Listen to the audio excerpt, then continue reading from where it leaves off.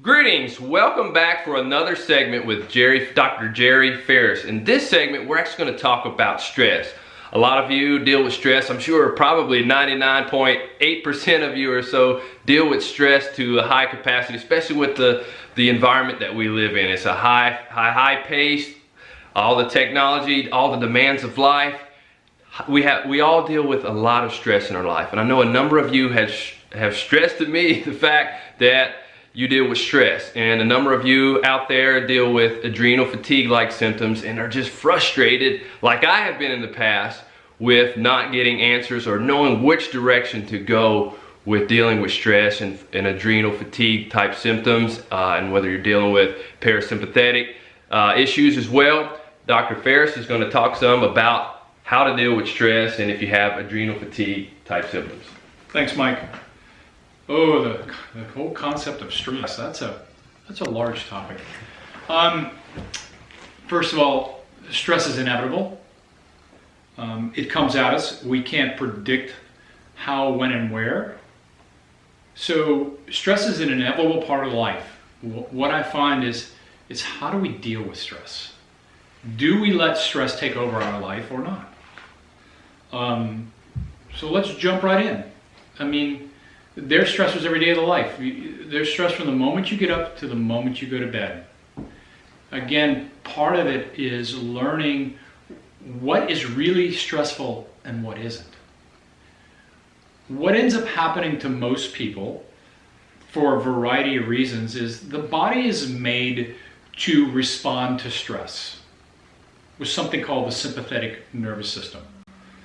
If you want to look at it from an evolutionary standpoint, when you had to run from the white tiger when you were out there hunting, you needed your stress response to be great so you could run really fast.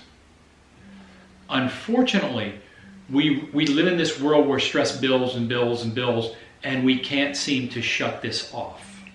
Okay? So that the body is stressed and more stressed, and it's not able to recover from stress. So there's something that these little glands that live above your kidneys called your adrenals that are producing all these chemicals to allow you to deal with the stress of the white tiger, but now it doesn't know how to shut off. So what ends up happening is you overwork these adrenal glands, and you overwork these adrenal glands, and they can't recover, and they can't recover. And then now you start getting into this stage of what has been commonly known as adrenal fatigue. The scientific term is what's really called hypoadrenalism, but it's that I'm just tired all the time. I can't sleep. I don't know why I'm tired all the time, and I'm stressed. So how do we go about this? If you go to an allopathic doctor and ask them about adrenal fatigue, they're going to laugh at you. They don't know what adrenal fatigue is, even though it is probably one of the most prevalent conditions that a doctor like me sees, especially in the female age group from age 35 on. You know, a mother of 2 kids who's trying to maybe work a second job, support her husband, do all that, is under a significant amount of stress, or what we call allopathic load, or allostatic load, excuse me. So you're bombarded, and we've got to do some things to help you, okay? Now, if we're going to diagnose or help you figure out that your allostatic load or stress level is too high, there's not really a good blood test. What we use is a saliva test, and testing something called cortisol 4 times in the day. And we look for it over a pattern, and it tells me, are you stressed in the morning, are you getting stressed in the afternoon, or are you getting stressed at night, which means you can't sleep. So that helps a doctor like me figure out, well, how are we going to address this problem? Do we need to address it on a sleep end? Do we need to address it at some other point on your curve? Because it's a curve, and everybody has a curve.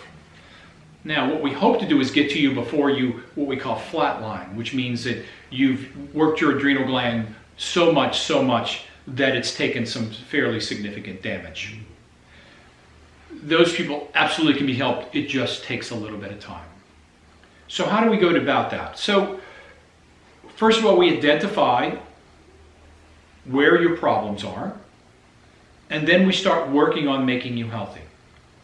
So how do we make you healthy? B vitamins is a great way. We're very deficient in B vitamins, and simple B vitamins alone are very, very helpful in supporting the adrenal gland and making it stronger. The next piece we get into are something called adaptogens or adaptogenic herbs. You might have heard of these. Very common ones would be ashwagandha, rhodiola, holy basil, and one of my favorites called relora. All very, very good. And what they do is they help the body adapt to the stress that it's being placed under and support the body. If we get into the level that you've really done a lot of damage, then we use adrenal support formulas, which actually have some adrenal, what is called glandular in that.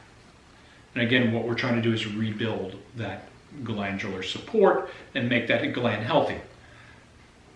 The thing I always tell my patients is if your adrenal gland has suffered some insult, it takes 6 months to a year to heal it. So it's not in the concept of I give you a shot of penicillin, you're better in 48 hours. We have to work through this. In the meantime, we now have to work on those things that are contributory. Am I sleeping? Is my plate too full? Do I even understand what the meaning of the word no is?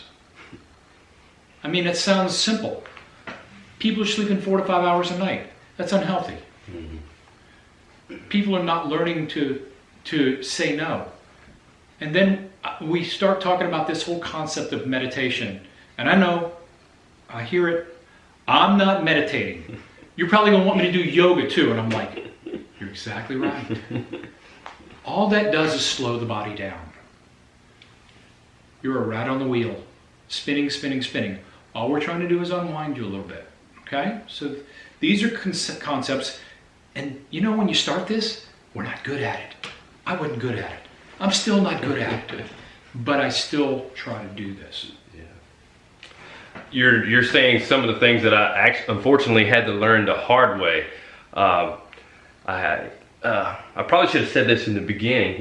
How would you say, what are some symptoms of adrenal fatigue that you have noticed?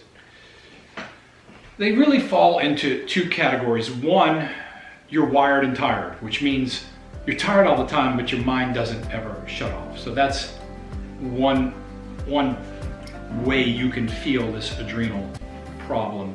The other one is I'm just tired, worn out, and I'm emotionally spent. No matter what you do, I wake up tired, I'm tired throughout the day. It takes me three trips to Starbucks with an extra shot of caffeine to get through the day. Or even worse, then we get into the whole energy drink complex. So the nebulous term is I'm just tired and I don't know why, or I just feel bad. And those are exactly some of the things that I went through and had to learn the hard way.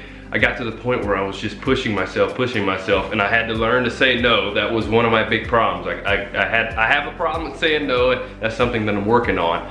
But I'm also doing some of the meditation, and I've tried some Qigong, which has been very helpful, and some deep breathing exercises, and we'll share some of those with you another time. But those are some of the things that I had to do myself. But I look forward to maybe we can connect, and I could actually do the saliva test. I've never done that before. It is the way to diagnose you. It's just you can't do it with a blood test. So that would be fantastic. And I know some of you out there are dealing with some of these issues and you're looking for help, and hopefully this segment here, we provided you with some insight and provided you with some direction on where to go. If you were to just break it down into a couple quick points, Dr. Farris, on what someone who is dealing with these symptoms needs to do, what would you say those are? Identify, I have the problem. I mean, that's, the awareness that something is not right is the first, the actualization that things are not right. That's the first thing. The second point is, I need to do something about it. The call to action. Because you're going to continue to get worse and worse, and you're going to go see an allopathic doctor, and you're going to end up on antidepressants, and you're going to end up on all these chemicals that you probably don't need to be on. So again, identify I have the problem, make the decision I want to do something about it. and then follow through on it. You know, you got to give it more than a month. You got to give it more than 3 days. This is a process. We have to be patient and believe is the final piece of it. You know, everything I've learned, it's all about belief and faith. I hope you all enjoyed that interview with Dr. Farris. He gave a lot of helpful information for us all to learn from. And if you're struggling with any of these symptoms that we talked about here, make sure you take action and you take control of your health and do something about it. Dr. Farris also stated that he's willing to do some distance coaching and consultations for those of you who are interested. Well, that's it for this vlog. That information's in the show notes below. See you next time.